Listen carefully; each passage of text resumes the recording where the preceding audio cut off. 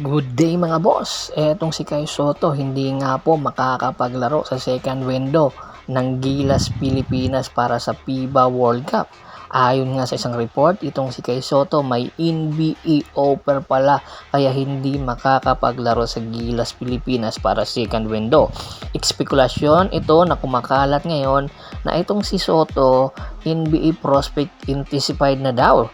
Ayon sa mga report, kaya pala tinitingnan na ng nasabing kupunan sa NBA ang possible discussion kaya hindi ito naglalaro, baka daw ma-injury.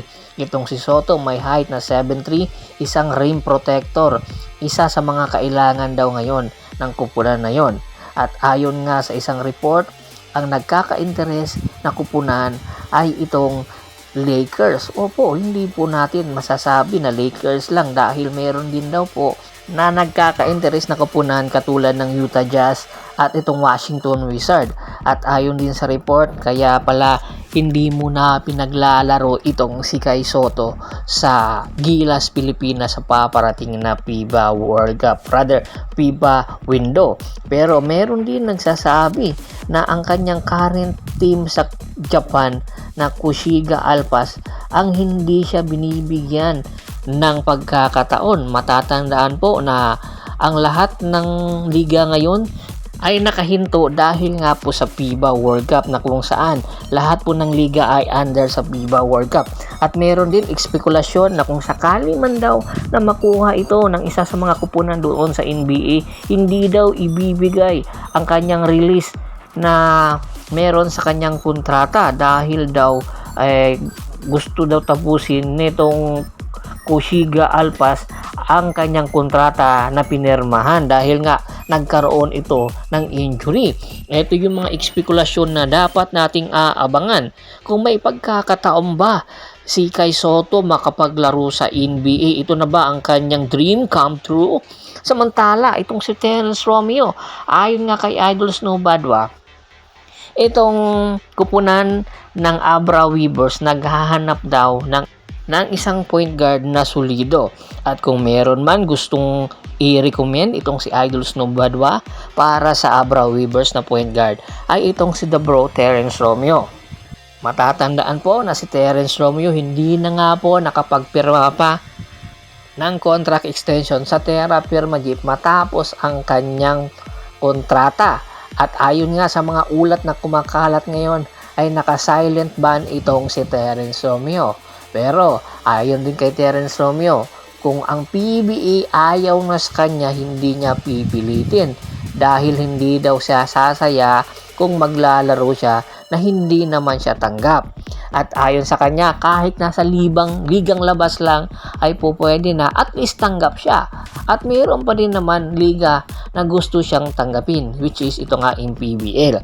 At ayon nga sa isang mga ulat, dahil nga walang abroad na offer ngayon kay Terence Romeo, ay open ito na makapaglaro para sa kupunan ng Abra Weavers kung makikipag-negotiate sa kanya. Dahil nga napakagaling pa rin ni Terence Romeo. Nakita naman natin ang kanyang performance noong nasa Dubai ito sa Zamboanga Valientes. Hindi pa naman daw po pinapabayaan ni The Bro ang kanyang kondisyon, at kahit na po hindi siya naglalaro sa PBA ay nakikipag-ensayo naman po siya doon sa kanila. Kaya hanggang ngayon, kung ano ang meron arsenal si Terence at kanyang experience, ay madadala niya ito sa PBL kung sakali nga pong makipag-negotiate yung Abra Weavers. At mas lalo pong lalakas ang Abra Weavers kung sakasakali nga, kasi magkakatandim sila nitong si Ildefonso at yung iba pang mga player doon. Nakakaabang-abang ngayon dahil nga mas exciting daw ang lineup ngayon ng Abra Weavers dahil sa kanilang big man na Mala Halimaw daw kung maglaro. Kaya aabangan natin. Tingin nyo ba dapat itong tanggapin ni Terence Romeo? Komento na sa baba ng video at pag-usapan po natin yan. Once again, this is Percival Monteron at your service. Don't forget to subscribe my sports channel at don't forget to click the notification bell button para nga po maging updated palagi sa kwentuhan. At bago pa man natin tapusin ang ating kwentuhan, shoutout muna tayo sa ating mga solid na followers na lagi pong sumusuporta sa atin.